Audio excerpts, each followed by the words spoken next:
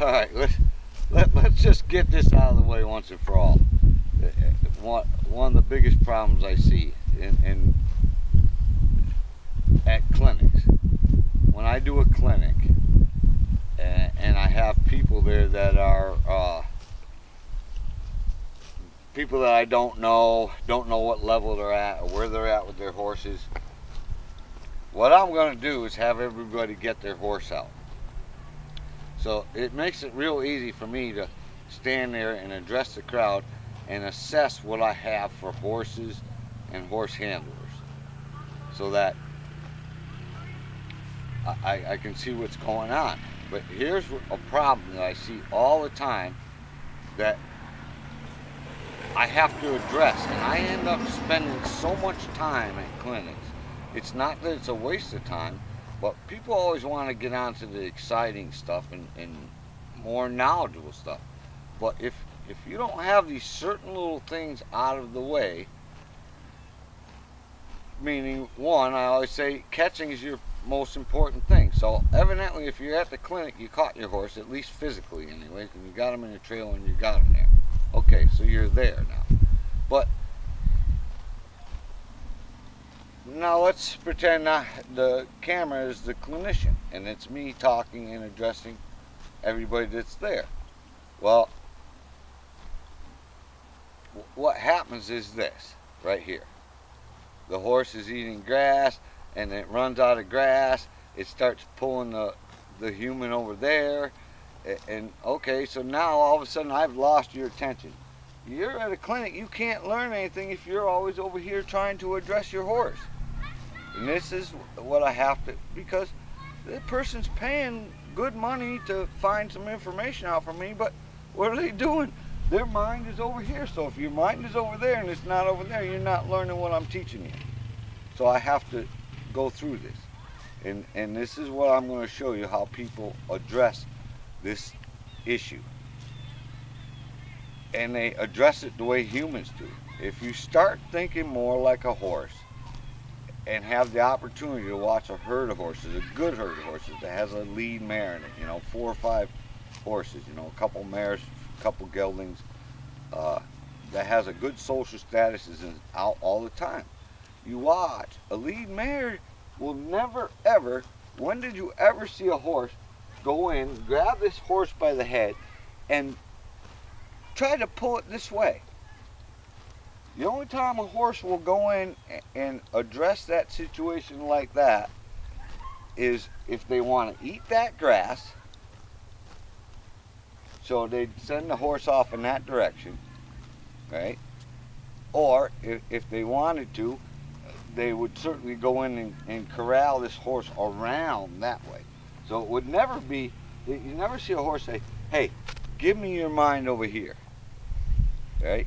And I purposely took this guy out on purpose because of the fact that he'll probably give me, out of all my horses, he would give me the most trouble. For one thing, he hasn't been out in a long time. And I got him out here and I'm allowing him to eat some grass. And I'm allowing him enough time to get involved in the grass, that if I move or make a change, I want to be important enough to this horse to recognize the fact that I made a change. I'm not going to pull on his head to get his mind. You'll be doing that 10 years from now. You'll be doing the same thing. So a lead mare, and the safest way I'll tell you how a lead mare will address this, is the fact that a lead mare, or even a mother, that with this type of horse, because he's confident in himself, he doesn't really rely on the rest of the herd. He can be by himself. He could care less. He's very confident. So just watching and I know the horse, but I watch how my lead mare, she's very assertive, but she knows by the weight shift of a horse what he is telling her. This horse, there's times when my lead mare will go, and what she does is address the horse like this. She goes, hey. She pins her ears. She goes, hey. And she watches his weight shift. See? And because horses understand weight shift, because that's the first thing that happens with a horse, she tells by his body language whether he's giving her enough acknowledgement when she's on this side. If he's giving her enough acknowledgement, meaning this curvature, then yes, she knows she's still okay, that she can actually go in there and bite him if she needs to. But if he gives her this kind of acknowledgement, saying, and just kind of moves forward a little bit with a body posture like this, she's, even though she's the leader, she knows and has enough knowledge to say that if I try to bite him on the butt, he will kick me, because he will. But she's not stupid enough. So what does a lead mare do in that situation? They turn their butt to the horse. And that's when a mare gets serious. When they back up and they crotch themselves up, and they're going to start shooting both feet that way. That's when a mare is getting really serious. So they'll do it when they can get away with using their teeth. They'll use their teeth. So this is what causes a lot of horses to become aggressive, when you address a horse in the face. So never ever. See, I want to see what I'm saying here. You know, see, I want the lead rope, right? So if I allow a horse to eat grass like him, right? What I do is, here's my permission for you to eat grass, right? I put the lead rope down. This is my permission for you to pay attention. All I'm going to do is take the slack out of the rope. I'm not going to pull on him. See, just as that's weight shift. I'm pulling the lead rope off the ground. And then here's my other weight shift. I'm going to go like this. That's what I want to see. So at least I know to the fact that he is paying enough attention to my weight shift, even though he's never been trained in the way I train now. He's been trained conventional type of horsemanship training, you know, driving the front end around in other ways. And I'm not going to get into all that. I just want to address this. So let's say, so all right, right now I can watch the clinic, right? Because my horse is here. He actually acknowledged the fact. So he's not pulling me. So I'm going to kind of put him in a bad position, you know. And let's say he was eating grass there. So I'll tell him, you can eat. See, he's good enough that if I shift my weight in a certain direction, he starts paying attention. So, but really, what a mare would do, I'll do it right now, and I'm going to do it fast. I'm going to acknowledge this. I'm going to go here. If I have to turn around, I'm going to say, hey, I'm going to go this. That's what I want. I want that horse to recognize the fact that, hey, here's my attitude. We're going somewhere. You better pay attention. See? But when a horse is way over here, right? Way over there, go over there and eat grass there. So I'll give him permission to eat grass. You can eat grass. See? So I want my first cue to be subtle. But what people, I'm going to throw this down. This is what they're doing. Or they're bumping. The horses are pulling them over here, and I'm talking over there. I have to come out and address this.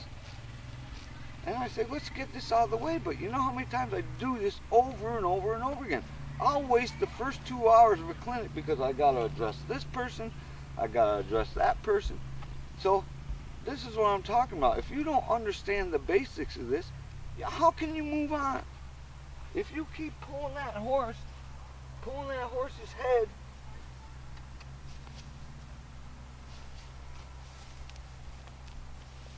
if I keep pulling that horse's head, see, I've got the lead rope. He knows he better pay attention. So I'm going to throw the lead rope on the ground again. And that's my permission for you to eat grass.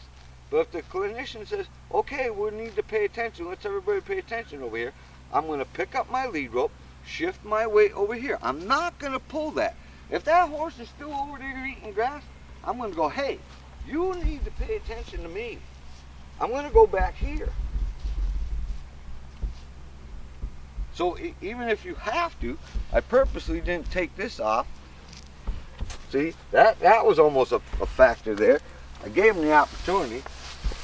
You know, and certainly if I pick this up, he's going to know I mean business. So if you have to get to this point and you got to use this much energy to get his attention, that's fine. But your first cue should be this. Okay, I'm going to take the slack off the ground. Say, you need to pay attention. You see how much? Because I picked this up, he goes, boy, things are getting really serious around here. That's why I left this on the ground, because he probably wouldn't eat grass knowing the fact that I have this. So you don't want to be cueing with this right off the bat. I'm still, if I need this to get effective with him, I will use this. But my first cue to him is I'm going to pick the lead rope off the ground. Then, if he's still facing that way and he's pulling me because the grass is better over there, I'm going to give him that penny look. I'm not going to pull on his head. I'm going to give him that penny look and say, I'm going that way. So I got weight shift. I already got this. Here's you better pay attention. I'm going over there. So now what a mare does is they're going to come in, and as they go by, if that horse didn't shift his weight, they're going to bite the horse on the rear. And because of the way this horse is, and he's so confident, if you got a horse that you're not sure of and you think he might kick you, well, you give him this, because this is the intent. I'm going somewhere. If you're not paying attention, I'm going to bite you. So if I give him this, and then I go with an intent, a couple weight shift, if I don't have a horse looking at me good, I go, okay, things are going to get serious now. I'm going to turn my butt to you, and I'm going to start shooting feet. See, what causes aggression in horses is when you direct them intentionally like this, face to face. You know, and you hear some people talk about, well, you got to be like a stallion. Well, think of it this way. When a stallion addresses another stallion, there's going to be a fight. So when you get a horse that's confident like this and you start addressing him in the face, be prepared. This is what causes horses to get aggressive. Horses are not naturally aggressive towards humans. But when you start addressing a horse in the face, horses address each other in the face when they want a fight. And when it's going to be a fight, is it going to be a face-to-face fight. So if you don't want to create an aggressive horse, you treat him more like his mother would, or a lead mare. She's going to shift her weight and recognize the fact that did that horse recognize that I shifted my weight, and if I even just look off this way, I want some kind of recognition from my horse that I actually had a thought about going somewhere.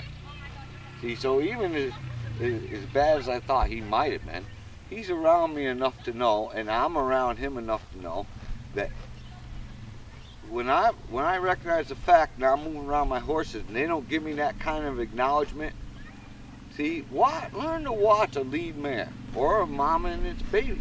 When they move, the rest of the horses acknowledge the fact that they moved and that something different is going to happen. That's all you need to have. So if I go here and I go, okay, the clinician's talking, I'm not going to pull his head. See, so he put his head back down. I'm going to go, hey, I'm looking over here, just like a mother would. I keep my focus there, and what would a mother do? She'd swish her tail. I say, this is important here. So as long as he keeps his head here, the more he keeps his head here, the better he will pay attention to where if I make any kind of adjustment, he'll make a very similar type of adjustment. See?